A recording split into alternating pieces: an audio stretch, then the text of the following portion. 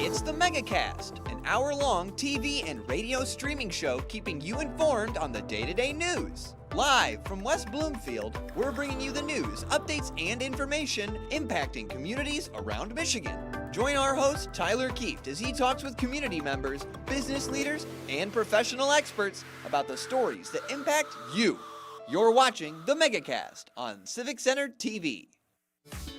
Coming up on the Megacast, we'll talk to Patrizia Jesue from the Nutritional Counseling Center about body image and eating disorders. Plus, plenty of more information from around Oakland County and across Michigan. This Wednesday on the Megacast, weekdays at 10 a.m. on Civic Center TV and 89.3 Lakes FM.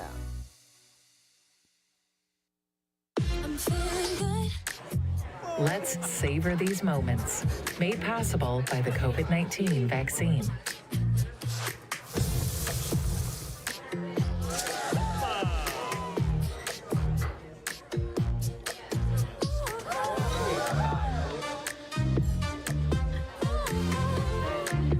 Keep the dining out going by keeping yourself protected and your COVID-19 vaccines up to date.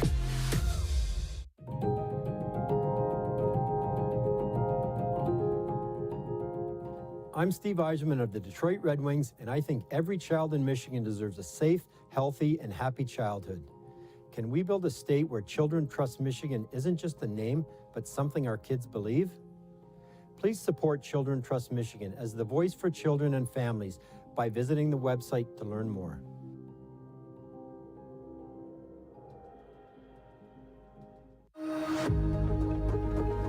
When the temperatures are chilly, being together warms the soul.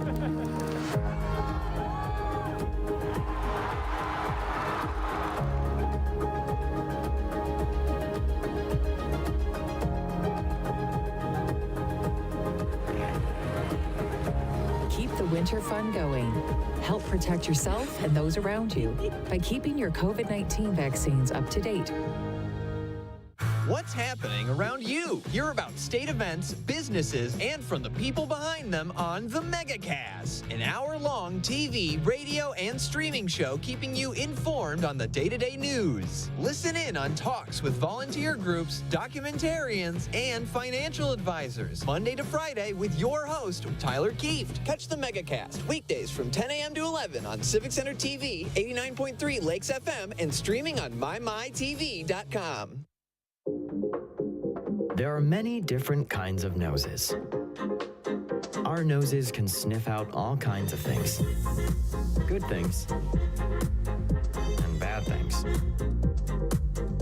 Your nose knows if those sniffles are just a cold, allergies, or COVID-19. So swab it. Test it. It's good to know. In the face of COVID-19, staying healthy is important. And now the same is true in the face of flu. Influenza has the power to infect millions.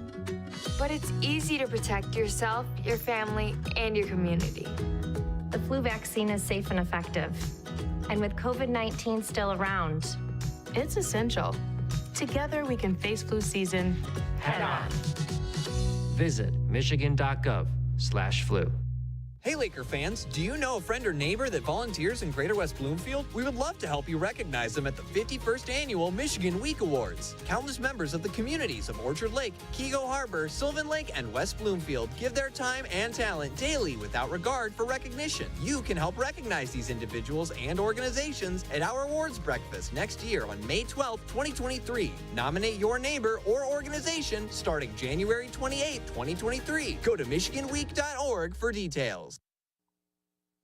You're listening to your radio homes from the Megacast, 89.3 WBLD, Orchard Lake, and 88.1 WBFH, Bloomfield Hills. Today's edition of the Megacast begins now.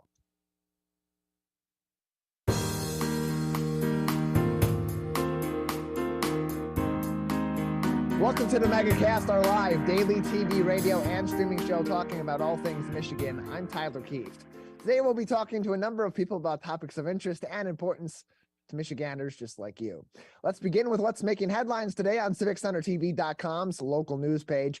Our top story comes from Mark Torregrossa at M Live. If you haven't noticed, it's snowing outside. Our local area is in a winter storm warning this morning and throughout the day, as it will see constant snowfall across southeastern Michigan, with some areas expected to get upwards of 8 inches of snow. Now, that estimated storm area has now expanded, moving from affecting just 3 counties due to per forecasts yesterday to now 10 counties across the southeastern Lower Peninsula.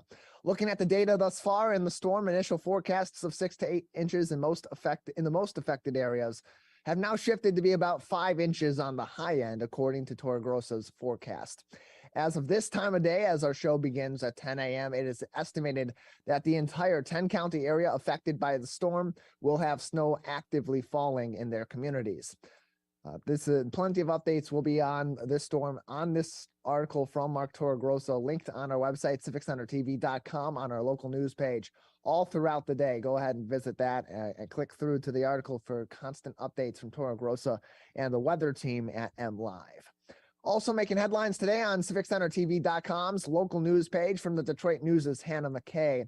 Some people who are happy about today's snowy weather are local ski areas who have been having a tougher time this season due to unseasonably warm temperatures and a lack of precipitation, particularly a lack of snow.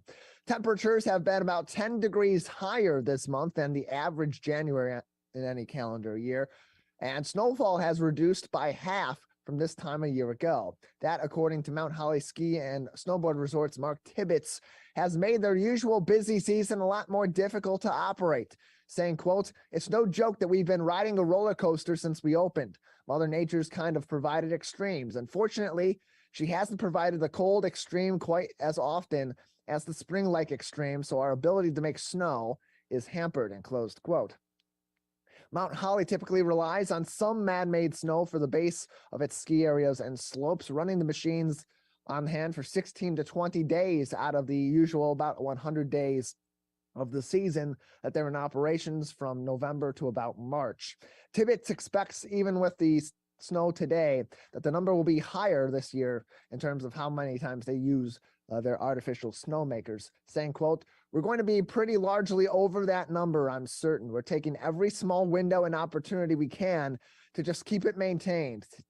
We are at 10 to 12 days right now, and we'd be more than that if we could get the temperatures we need, but we need colder temperatures," and closed quote. So not just a lack of snow, but a lack of cold outside so far this January has been affecting our ski areas, will continue to affect them until the weather becomes a little bit more consistent. Hopefully this snowstorm is helpful to both Mount Holly and other ski and snowboard slopes across our local area.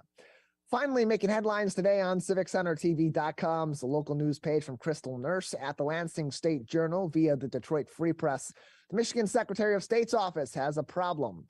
Bad custom license plate ideas. That last year they rejected over 21,000 custom plate orders, and that compares to the first 6 months of 2021, when that number of rejects was just 118. So you double that, it goes to about 336 rejected plates over the course of the 2021 calendar year. That's not an exact number, an estimate based on those 6 months, compared to 21,000 plates last year. Now, there were many crazy phrases on these proposed custom plates. Many I would love to read to you, but cannot due to a little organization known as the FCC. But among the less jarring names on the reject list were, in all caps, demonic. Another one was two boobs. And lastly, hot damn. From this article from the Lansing State Journal, according to the Michigan Vehicle Code, the department will deny any plate that has, quote, configuration of either letters, numbers, or letters and numbers that carries a connotation, and closed quote, deemed to be profane or obscene. That includes several iterations of damn, hell, D's, NTZ. I'll let you go ahead and sound that out to what that is, and references to Cardi B's hit song WAP. Plenty of really crazy and hilarious, frankly, names on this reject list from 2022. There is a link to the lists of these different names in this article from Crystal Nurse from the Lansing State Journal. There's also plenty of other links from other publications in our local area that also have a full list all of the rejected names from last year. Many of them have even taken jabs at our neighbors in Ohio, with one plate simply reading "Ohio sucks" with an X instead of a CK. Got to save letters. Only get so many on those plates. Statement of fact. I don't know why they'd reject that. Ohio's terrible. It's the worst place on earth, and it's where dreams go to die. But that's news from another day. All of those headlines today making news on our website, civiccentertv.com, on our local news page, along with links to COVID-19 updates from the CDC, the MDHHS, and the Oakland County Health Division. We've got a show for you coming up here on this Wednesday edition of the Megacast. Coming up next, we'll take a look back at an interview we had yesterday with Callahan Walsh from the National Center for Missing and Exploited Children. You're going to want to tune into this as the internet becomes more and more a part of our daily lives, including our children's lives. It becomes central to their learning and their socialization in today's world. Plenty of bad things happening across the internet, and bad people, bad actors out there too. How you can protect your kids from these bad actors on the web today, and what conversations you should be having to make sure your kids are telling you the information they may be coming across on the web if it's something that they shouldn't be coming in contact with. That's all coming up next. You're going to want to tune in for our look back at yesterday's interview with Callahan Walsh. And if you're just arriving at work, you can't tune in for this program, it is available on our website, civiccentertv.com, on our Megacast page, civiccentertv.com/Megacast. We'll take a break. We'll come back and we will take a look back at that interview next on the Megacast. 1 in 4 Michigan homes has high levels of radon, a naturally occurring radioactive gas known to cause lung cancer. It doesn't matter where you live or what type of home you have. You won't even know it's there unless you test. So don't wait. Testing is cheap and easy. And if there's a problem, it's simple to fix. Visit michigan.gov/radon to learn more. We took action. Will you? Many people are feeling overwhelmed and struggling with mental wellness these days. So be kind to your mind. Give yourself permission to breathe. Share your feelings. You are not alone. Have hope. Talk to a Stay Well counselor for free confidential help 24/7 through the COVID-19 hotline. Watch Civic Center TV with our brand new live captions. To turn on live captions, go to civiccentertv.com and click Watch Live. In your web browser, click on the Options tab in the top right and find the Accessibilities tab. Then just switch on live captions to heighten your enjoyment of our local programming. Thank you so much for watching Civic Center TV.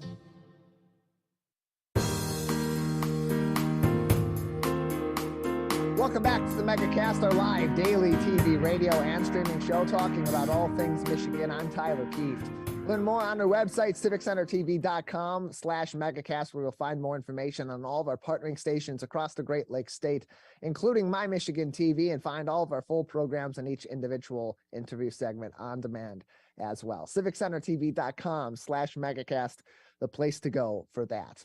Whether it's virtual learning for school or, even on a snow day like today for many of our schools who may be continuing their learning online instead of in the classroom, or socializing with their friends, or just, doing what we all do these days, throwing our opinions out on the web. The internet has become a central part of our kids' lives. However, that also has opened up a number of different opportunities for predators to interact with our kids, exploit our kids, and put them in very dangerous situations as well. We were recently joined on the Megacast by Callahan Walsh from the National Center for Missing and Exploited Children to talk about how the increased use of the internet in our kids' lives, how it's become such a central part of their lives, has affected the way that they are predatorized online by these bad actors across not just the U.S. but around the world, and ways that you can help protect your kids from these predators online, and start conversations about online safety with your kids that will be engaging and will get them thinking and will build some trust, so that they'll have those conversations with you when they encounter something on the internet that they shouldn't be encountering, or somebody that may be trying to do something very bad to your kids. So let's take a look back at that interview we recently had with the National Center for Missing and Exploited Children's Callahan Walsh on the Megacast. Well, we hear the stories all the time. A kid meets somebody online. They're chatting with them over the internet. They plan to meet up, and it turns out to not be who they're speaking to at all. It puts them in incredibly dangerous situations, and a lot of this can be preventable by some action being taken by you, the parents, and you, the kids themselves at home as they're browsing the internet. Joining us now to talk about this issue and more is Callahan Walsh from the National Center for Missing and Exploited Children. Callahan, thanks for joining us today. Thank you for having me. Appreciate having you on. And this is an issue that it's not something that's new to our society. It's something that's been growing over time. And the new wrinkle in this has been the growth and the expansion of the use of the web in our daily lives. Just how much has that changed how child exploitation happens, but also how the pursuit of these various criminals that are taking on these heinous acts also is addressed. Well, internet has created life for the better in so many ways, and it's ubiquitous in this day and age, right? I mean, it's creeping more and more into our daily lives. I mean, everything we do happens online now. Even children, their schoolwork is oftentimes submitted online. And so the internet's not going away, but it has created new ways to harm our children, and exploiters and child predators are using the internet, using the anonymity of the internet, and using that to prey on kids. They're using social media platforms as private hunting preserves. They're using gaming, all sorts of different ways where they know the children are. They're going to go there to try to exploit them. And we've seen that at the National Center for Missing and Exploited Children really ramp up, especially over the past few years, and especially during the pandemic when we were all home, right? We were all home experiencing increased screen time, parents, children, and predators alike. And we even saw chatter on the dark web amongst these exploiters, sharing best practices, how to groom and lure children, how to exploit them, how to stay undetected by parents or law enforcement. And so it's important for parents to understand that these dangers exist and that they need to be able to talk to their children about making safe and smart decisions. We believe prevention is key at the National Center for Missing and Exploited Children. And so we use all the information that we gather through our cyber tip line. The cyber tip line is a reporting mechanism that we operate here at the National Center for the public to make reports of any suspected child sexual abuse they find online, or internet service providers like social media platforms. In fact, we received over 29 million reports in 2021 alone. And so what we do is we triage those reports. We have analysts that are analyzing those reports, finding as much information we can about the predator, about the child, and turning that back over to law enforcement. But we take all that information and we put it directly back into our prevention education programs to make sure that our education programs are informed with what we're seeing out there in the real world. And parents really need to take those resources and use them to help safeguard their children. Other than just the depravity of it all, is there any really one or list of characteristics that are typical of these predators that are preying on kids using the internet in particular, or is it still something that's quite various as it's been in the decades and decades that this has been going on even before the internet in our society? Mm-hmm. Well, exploitation looks very different in each case, right? And there are different types. We have grooming and luring. We have, the creation and dissemination of child sexual abuse material, formerly known as child pornography. We even have categories like sextortion, a word we didn't even have a few years ago, which is a category that we've seen increase over 150% in just the past couple of years. And what sextortion is when a predator will get a sexually explicit image of a child, either an image or a video, through various means of manipulation. They get that image, and then they'll blackmail that child for either more explicit, sexually explicit content or from monetary goods and services. And what we've seen is when the girls, young girls are targeted, it's typically for continued sexually explicit content. However, when we see boys being targeted, it's usually for monetary gains, and either by a criminal or even a criminal enterprise. And what's so unfortunate is and many times in these situations where boys are the victim, they feel that there's no recourse, that once this exploiter will expose them, show these pictures to their friends and family, they will be so beyond embarrassed that there's nothing they can do and have resorted, unfortunately, to suicide. We've seen in over a dozen cases at the National Center of boys who were targeted, were being sextorted, and ultimately resorted to suicide. It's a horrible, horrible thing to think about, that these children are driven to such extremes by these predators who are preying on them simply behind a computer screen. But that's why it's important for parents to understand these things and talk to their kids. Make sure they're having ongoing conversations with their kids about safety, because it's not the parent that's always going to be there to make that safe decision. The child needs to be empowered to make that decision themselves. They need to be able to identify risky situations and learn how to avoid them. So for these kids on an individual basis, what are some of those overarching factors that are typical of children that may be more vulnerable in these cases to falling into some of these traps online, where they are talking to predators or they are being exploited in a variety of different ways, such as sextortion by predators on the web? Well, parents really need to be making sure that, the online behavior that their child is exhibiting is positive, right? That they're being a good digital citizen. And we oftentimes see children who are targeted by these predators where maybe their parents weren't really monitoring it as closely as they could of what was going on. They weren't asking the questions, what apps you're using, who are you talking to? The parents shouldn't treat the internet as a wild, wild west. I talk to some parents all the time. They go, well, as long as my child isn't doing drugs and as long as they're home on time, I don't care what goes on online. Well, that tune changes very quickly once they find out that their child's being targeted by a predator, that predator is sending them, that child, sexually explicit images and requesting sexually explicit images back. And so parents really need to be aware. We unfortunately can't raise our children the same way our parents raised us. The internet is here to stay. Again, it is a great place, but there are inherent dangers. And so parents need to look for programs like the National Center for Missing and Exploited Children. We have a great online safety program called NetSmarts. It's free. It has great resources for very young children, because kids are getting on the internet younger and younger these days. I think the average age for a child to receive their first cell phone in the US is just 10 years old. But at 10, they already know how to use it. They're using mom and dad's cell phone, brother and sister's tablets. And so when children are given these devices, parents need to understand that they can then communicate with the world, right? We used to have the family computer out in the living room. Everybody could see what was going on. But now these computers are in our pockets, and they go with children into the bathroom, into the bedroom at night. And so parents, again, need to understand some of these dangers, need to be talking to their children about safe and smart decisions, and using programs like NetSmarts. Again, it's a free program from the National Center for Missing and Exploited Children. Great resources for young children, age-appropriate resources for older children, but also resources for parents to make sure that the conversations they are having with their children are successful and ongoing.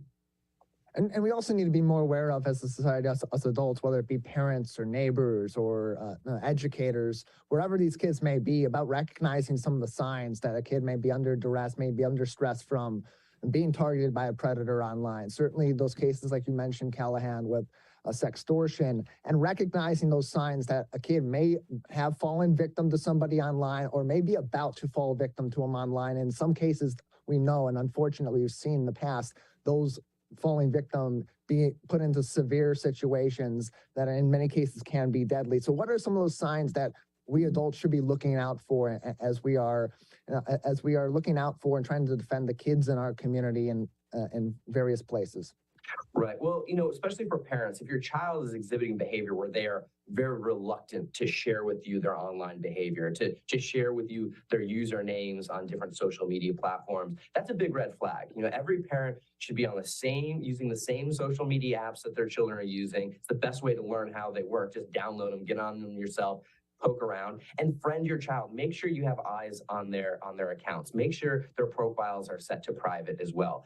Another thing is finding a secondary phone, a device that maybe the parent didn't buy for the child. That's a huge red flag. We see that time and time again with exploiters who are trying to, try to groom or try to lure a child from the home. They'll send that child a cell phone, say, hey, communicate with me only on this device. This way your parents won't find out, won't know about it. So a second device is found. That's another big red flag as well. And just the general behavior of that child. We understand that children, as they're getting older, they want that, bond of trust. They want their parents to trust them. But that child is the parent's responsibility until the child turns 18. That cell phone was likely bought by the parent, that digital plan paid for by the parent. The parent has every right to go into that phone or device and see what's going on.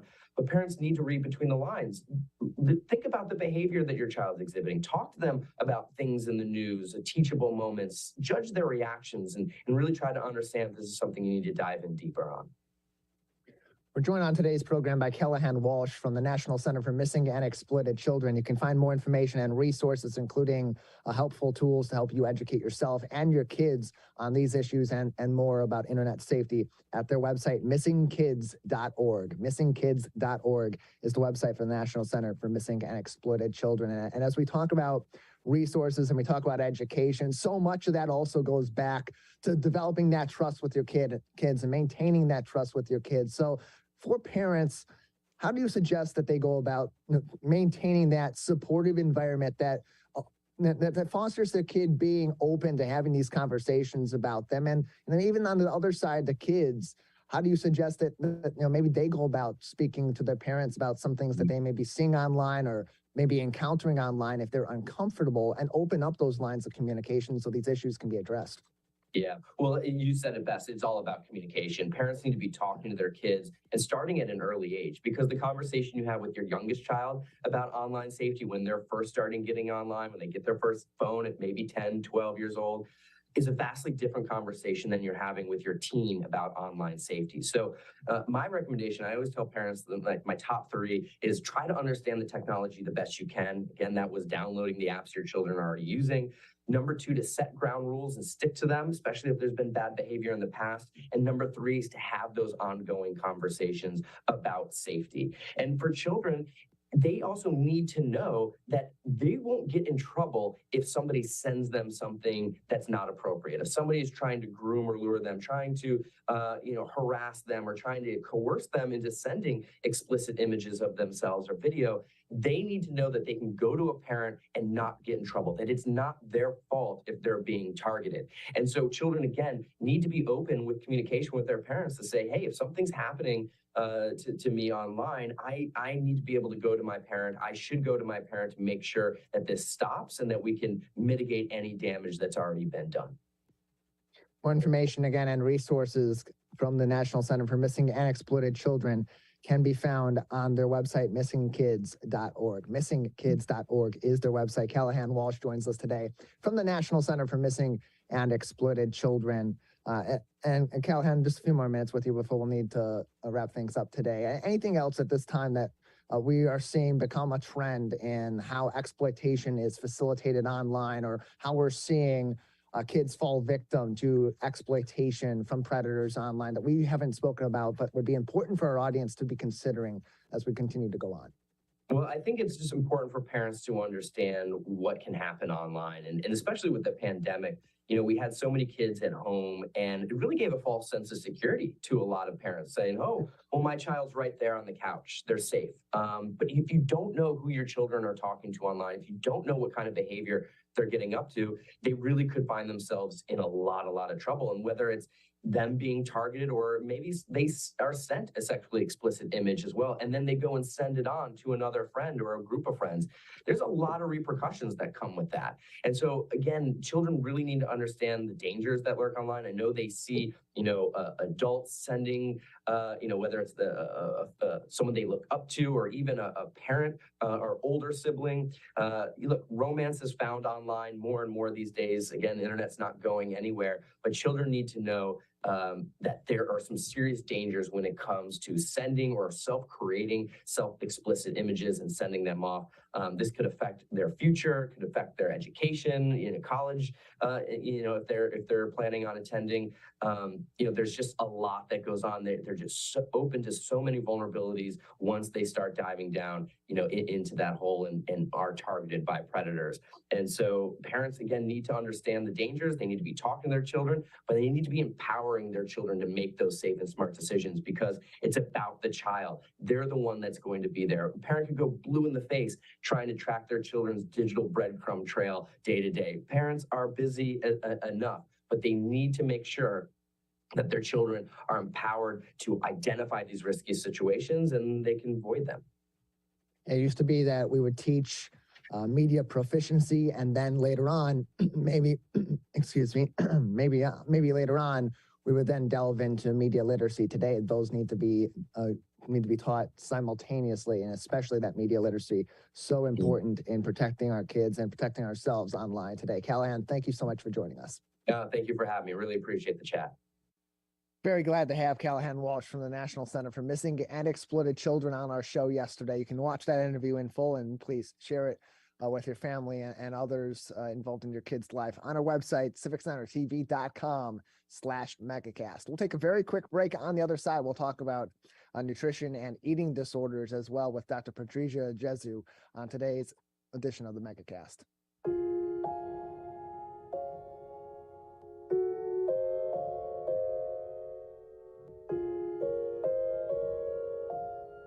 When you have a gambling problem, you have a money problem. Don't let your gambling cause you financial hardship. If you or someone you love is struggling with gambling, we can help. Get free confidential counseling and win your life back. Learn more at michigan.gov/problemgambling.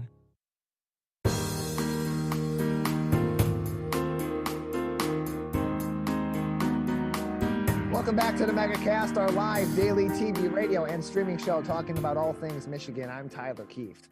Learn more on our website, civiccentertv.com/megacast, where you'll find more information on all of our partnering stations across the state, including My Michigan TV, and find all of our full shows and each individual interview segment on demand as well. civiccentertv.com/megacast. Well, it can affect anyone of all ages and of all different kinds. And eating disorder is not just something that typically affects women. It affects men. It affects boys. It affects girls, and can afflict anybody at any point in their life. Joining us now to talk about how people on the professional side treat eating disorders and address eating disorders with all different kinds of individuals is Dr. Patrizia Jesue from the Nutrition Counseling Center on today's edition of the Megacast. Doctor, thanks for being with us today. Thank you. Glad to have Thank you you on for to talk having me. about. Yeah, glad to have you on to talk about this. For those that may not be familiar with the Nutrition Counseling Center, go ahead and tell us just a little bit as we start off about the different services that you provide. Sure. So Nutrition Counseling Center is located in Bloomfield Hills, and we also have locations in Troy and Clarkston. And we are a team of dietitians who are all specialized in eating disorders. So we treat, as you mentioned, men and women, young and old, helping them in their recovery path in their eating disorder journey. So we are all highly specialized. And then we also work in teams of psychologists and physicians and lots of community resources to help folks in their struggles. Yeah, and it's interesting too, because as much as there's variation in the kinds of people that are affected by eating disorders, there's also the same variation in the ways that different eating disorders affect different people, or how they end up with this eating disorder. It's not necessarily something that always just happens like a light switch flipping on and all of a sudden that they're having some issues with food. These are things that do develop over time and can have quite severe effects. So doctor, as we explore eating disorders and as we're discovering eating disorders in different people, how do professionals like you then begin to address these different issues, given that there's so much variation and so many different ways someone can be led into an eating disorder? Absolutely. You know, eating disorders are definitely multifactorial. So we really need to understand each patient individually and the origins of their eating disorder and where it came from for them and what they're uniquely struggling with. You know, eating disorders have a lot of similarities, but there's also a lot of differences as well. So our job is to really uncover some of that. We treat people in a multi-pronged approach, meaning there typically should be a dietitian, a physician, a psychologist, and then even at times a psychiatrist on the treatment team. And so we're all collaboratively talking and addressing the patient's needs so that we can treat them in the most effective way as possible. And talk about that collaboration and elaborate a little bit more on that collaboration, because I would imagine that given that there are so many different factors that can affect someone and lead them to eventually develop an eating disorder, those factors also have an impact on that eating disorder, how it develops, how it manifests itself, and those can even change over time. So just how extensive is that collaboration between professionals of different backgrounds to treat one patient at a time, even just one single patient, and have an effective treatment be developed for them in their situation? Well, it's our belief at Nutrition Counseling Center that it's very important to do that. So we really like to work with members of the community who are willing and able to take the time outside of the actual patient care time to meet with us and talk with us and collaborate. Eating disorders affect the physical body, which is where the physician comes in. It also affects the mind and the psychology, which is where the therapist is valuable. And then the dietitian is really there to support the patient in refeeding and eating in a way that's going to help support their recovery. We know that malnutrition takes a medical toll on the body, and there's, again, the importance of the physician making sure things are okay and monitoring. But we also know that if somebody is underfed, their brain isn't working properly. And so the therapy that they're receiving isn't as effective as it needs to be or can be because their brain isn't functioning well. So our job as the dietitian is pretty critical in helping them restore their nutrition and getting their brain back to a place where their therapy can be effective and helping them in their recovery. Dr. Patrizia Jesue joins us on today's edition of the Megacast from Nutrition Counseling Center on the program. And Dr. Jesue, you mentioned that brain function is one of the things that can be affected quite significantly by an eating disorder, but there's a number of different other health effects to that. Someone that's struggling with their eating in one way or another, or a multitude of ways, can have on the body, and especially for those that are at younger ages, those children and those teens whose bodies are still developing, those can have severe, sometimes severe effects, and definitely some lasting effects on their development and on their bodies. Absolutely. For our younger individuals, basically when they're malnourished, they're arresting their growth and development. And I always remind my young folks that you are growing and developing up until age 25. And I'm not necessarily referring to height. Obviously, we know we generally stop growing sooner than that, but the brain is still developing actively up until about age 25. So, when we're in a malnourished state, we are affecting all of those body systems, our growth and development. Bones become at risk for things like osteopenia and osteoporosis. Reproductive organs are affected as well. Usually young women will lose their menstrual cycle, and so we have potentially fertility and reproductive issues down the road. The GI system, so our stomachs, can really be impacted. So we're seeing lots of GI issues, and unfortunately a lot of those are getting misdiagnosed by physicians as IBS or Crohn's, or maybe you should go on a gluten-free diet and that will help you. When in reality, it's kind of what we would just describe as malnutrition of the gut. And so, unfortunately, eating disorders impact all of these systems. And even for our adult folks who are fully developed and grown, these systems can be at risk as well. And you can find more information from Nutrition Counseling Center by visiting their website. As was mentioned earlier, they're located in Bloomfield Township. You can find more information on the website, nutritioncounselingcenter.com. Nutritioncounselingcenter.com is their website. And as you're continuing to investigate the factors that have led someone into an eating disorder and begin those treatments, what do some of those treatments look like? Obviously, as you mentioned, continued consultation with a number of different professionals on the medical side, but those treatments too, I would imagine, if the causes are multifactorial, those treatments are also going to be multifactorial. For sure, yes. And I'm so glad you bring that up, because it's important to know that we don't treat people in a one-size-fits-all approach. We really uniquely tailor our treatment protocol and plan to the needs of the patient, their family. Everybody comes to us with a different story and a different background. So we utilize a lot of counseling techniques. That's why we're called nutrition counseling. So we're not just giving people meal plans and telling them what to eat. we're really helping them understand their distorted thoughts around food. Why do they have these food fears? What is it that they fear in eating certain foods or certain amounts? And our main goal in all of our patients is helping them establish a relationship with food that feels at peace. I always tell my clients, you're going to have to eat every single day forever. That's part of our lives. Food is a reality of life. And so learning how to manage that in a way that feels safe and comfortable to you is my goal. And again, we reach that in different ways from person to person, but we utilize a lot of counseling techniques, a lot of acceptance and tolerance, a lot of cognitive behavioral therapy, understanding our distorted thoughts around food and trying to challenge and change them.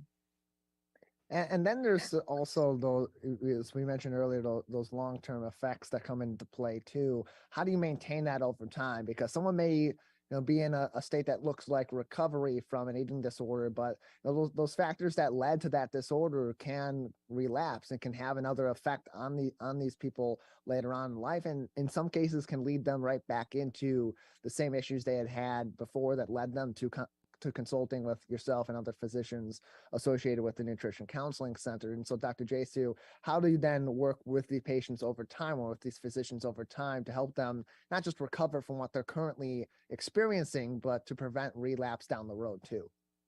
Yeah, another really important aspect of this, the relapse rates for eating disorders are not great. It's a 50-50 kind of ratio there. And so for our folks that we want to recover and keep them in recovery, we really educate them a lot on what relapse prevention looks like. What are those early detection signs that you might be slipping back into more of those eating disorder patterns? We help our patients identify that times of transition, whether it's positive or negative, a new job, going off to college, perhaps a divorce or a death in the family, any type of life transition is a vulnerable moment for folks to possibly want to engage back into their eating disorder. We know eating disorders are maladaptive coping mechanisms. It's how people unfortunately have learned to cope with distress and discomfort in their life. And so sometimes transitions will amplify some of those stressors and cause the person to want to engage in the eating disorder again. So we really educate our patients quite a bit on how to be mindful during those times of transitions and how to kind of put your extra coat of armor on during those vulnerable moments to help keep you protected in your recovery down the road. And as we talk about that recovery and even going back to some of the root causes or the factors that lead someone into an eating disorder, so much of our world today is online and in the media, and as much as there's been in the past, these certain ideal body image, ideal body images that have been thrown at us over TV and over movies and in film. Now that's also being thrown at people on social media, and especially young people who are seeing this quote unquote idealistic depiction of what your body should look like. And when, variation comes into play, our life circumstances come into play, and we don't match that, it can be easy especially for young people to feel even more of that pressure, considering how much social media and the web go into their daily lives. Just how much of a factor or how much of an impact does social media, does the continued fragmentation of the media and all those other outside pressures have on people that ultimately can put them at risk for an eating disorder? Absolutely. I want to be clear in saying that social media and a lot of these images that we see, they don't in and of themselves cause eating disorders. Eating disorders are multifactorial, and there's many things that occur in a person's life that can bring them to that point of having an eating disorder. However, social media is not helpful for those who are struggling with eating disorders, and they really can, as you said, paint a very unrealistic picture of what we're supposed to look like. They set these very unrealistic beauty standards that really impact even men. We're seeing more so, not just the female population. And so a lot of the times we work with our clients to help them with social media literacy, just understanding what to look for in social media and how to be more of a savvy consumer and not find yourself going down those rabbit holes where you're going to be left feeling inadequate about yourself and your body.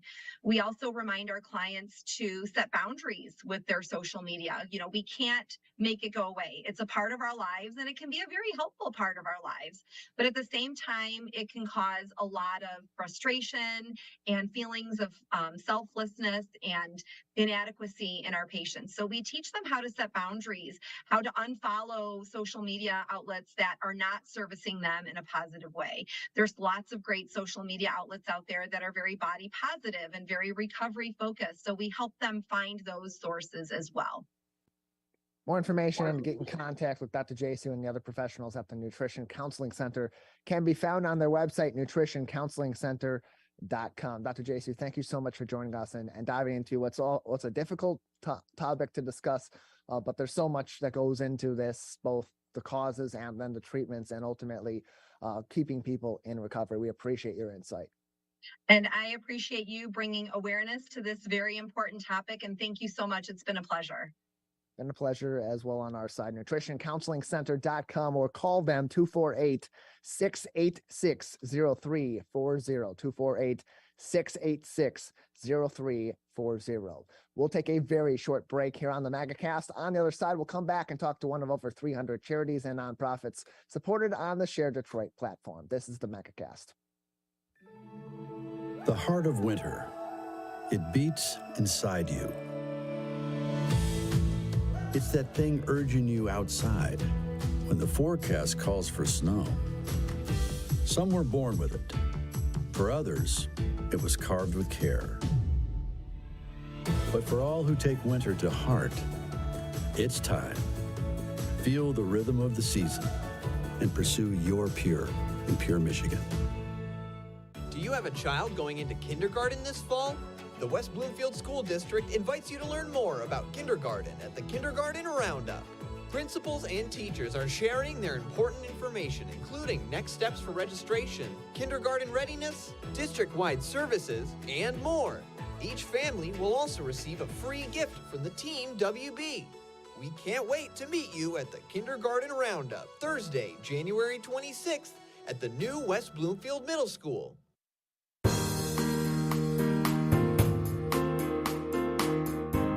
Welcome back to the Megacast. I'm Tyler Kieft. You can find more on our program on our website, civiccentertv.com/Megacast. Learn more about our daily TV, radio, and streaming show talking about all things Michigan.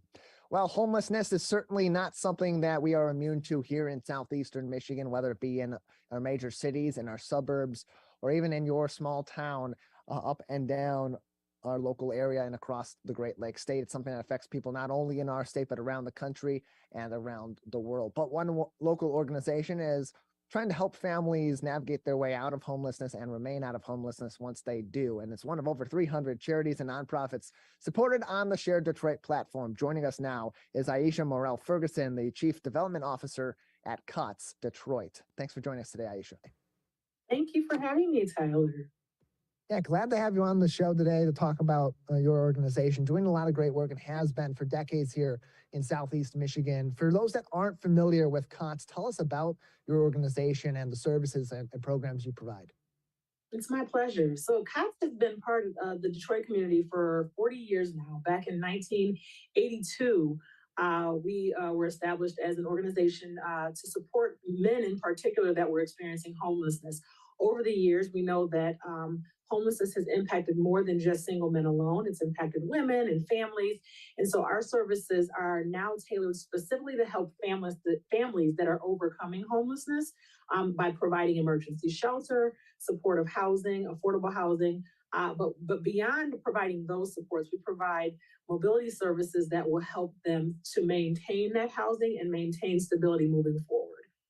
And that's so important to address not only the root issue, which is homelessness, but also what leads to that and what can lead people back into those sorts of situations afterward. Because especially in the world we're living in right now, in the economic age we're living in right now, it's tough for anyone to get by and make ends meet on a daily basis. But for those that are facing the potential of not being able to maintain their housing or other necessities on a daily basis, it's so important to provide those services. So what are some of those different interventions and those different services that are being provided to individuals that may be facing some of these issues and struggling during these times? Yeah. So one of the most important things is childcare and child development support. So, for a lot of families that are experiencing homelessness or challenged with issues related to poverty, the cost of childcare, the availability of childcare is often a barrier for them. And so one thing that we've been providing consistently is on-site childcare at our emergency shelter that's open to all families that are connected to our programs, whether they live in housing now or whether they are actually at the shelter. But then we've also expanded to provide expanded childcare services for children ages 2.5 to 5, over and above the Bright Beginnings Center, which serves children from 6 weeks to 2.5. And then we've expanded, especially since COVID, to provide a learning lab. And this space provides tutoring, academic support to help those students that are learning through virtual means, to provide after-school support, to help those students that are trying to get caught up, because we realized that COVID had a huge impact on learning. In addition, we provide mobility coaching services and help families, both the children and the parents, to set goals, attainable goals, and when we support them as they try to reach those goals and as they set new goals from there toward their stability and their long-term success. So between mentorship, coaching, child support services, workforce development, those are all additional services over and above that that COTS provides to help families to establish that stability and to thrive. If people or families are in these sorts of situations where they may be soon to be facing homelessness, have faced homelessness, and maybe beyond the initial part of that issue, how do they get in contact with your organization and get access to some of these resources? So they can reach out to us at 313-576-0201. That's the way that they can connect with us, and they can ask questions as it relates to how to get connected with our support services. Our coaching is not just for families that are in shelter. They're for any families that are experiencing these hardships that want to try to have help to overcome them and possibly even prevent homelessness if possible. But our shelter services, they can contact us for that, and we can always point them in the right direction so that we can get them the help that they need. So generally, Asha, how are people coming to COTS for these services? Is it generally from referrals? Are you reaching out to people that are in these situations, or are they coming straight to you through these different resources such as the web and, of course, over the phone? Yeah, so CAM, there's a platform in the city of Detroit called CAM that all shelters are connected to. And it's kind of the overarching framework that helps to provide the intake services. And so depending upon your need, they would work to point you in the right direction. So we receive quite a few referrals from there for families that are experiencing homelessness, and they refer to other agencies as well, whether it's an unaccompanied youth experiencing homeless, and they'll refer to a different agency, or a single woman or a single man, or whatever that might look like. They make those referrals based upon what each shelter can support. And so most of our shelter referrals come through that particular means. But we receive calls all the time. Oftentimes people have reached out to us online, on social media, to ask for support or get some direction. And we're responsive to all of those needs.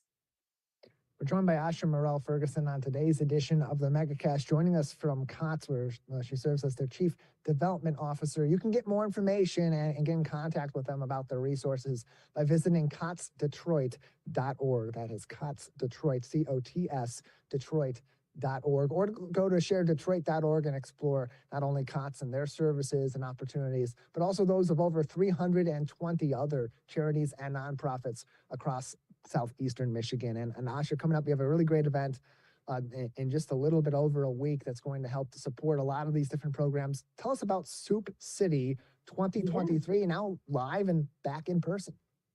Yeah, so we're excited to be back in person. It's been 2 years, and we've had the last 2 events that we've done virtually. And so Soup City has been going strong now for about 24 years. So we're greatly excited to be back in person. We're going to be at the Marygrove Conservancy on January 19th. We're looking for folks to come to learn more about COTS, to hear more about the testimonies from some of the families that we've supported over the past year, and to figure out how they can partner to support families in the community as they seek to establish stability. And so they can find information online at costdetroit.org/Soup City. If you visit us and on our homepage, you'll see a link right there to Soup City on that homepage that'll take you to all the information. But we're excited. There's going to be a variety of restaurants. So the event usually has about 25 to 30 restaurants that partner with us, and they share small tastes of soup or small plate items, desserts. And so you stroll through and enjoy those. There's a charity casino happening that night, and then we have a charity concert being presented by Alexander Zonjic and Thornetta Davis. And so we're so excited to have them join us as well and have their support. They're longstanding partners of ours, and we're grateful for their partnership and their support.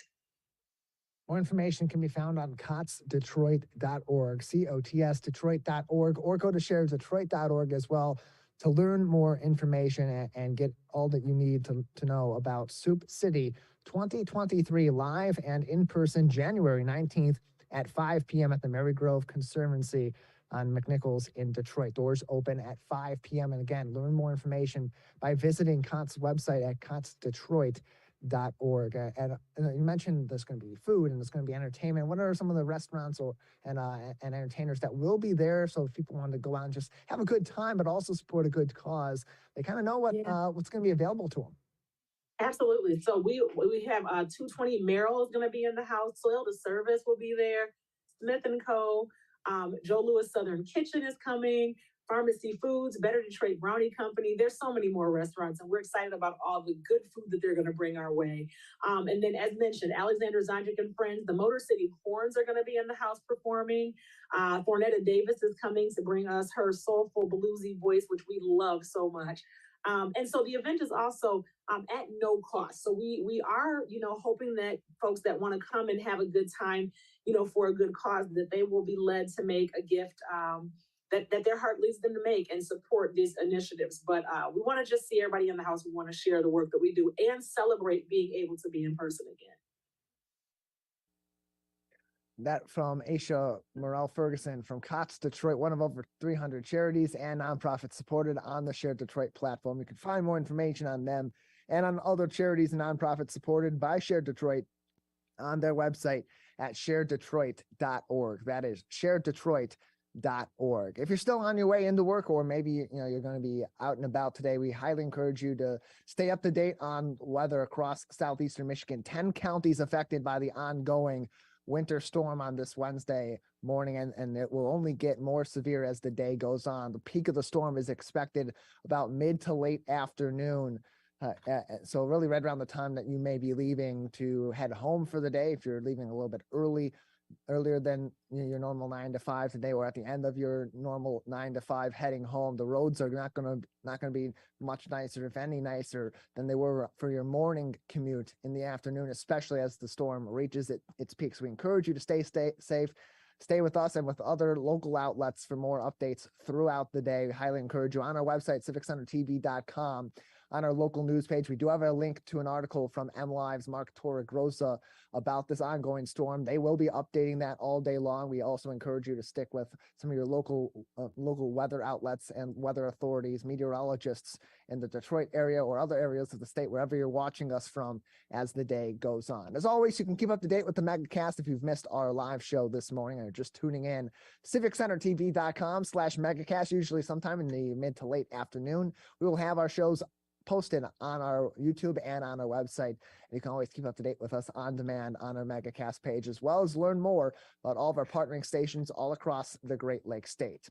Big thank you to all of our guests for joining us on today's program and for giving us insight on a number of different issues affecting you right here in the Great Lakes state, as well as our dedicated crew at the studio of My Michigan TV, Jared Clark and Calvin Brown at the controls for today's program. That is going to do it for this snowy Wednesday edition of the Megacast. We will return very soon with a new episode. My Michigan TV is streaming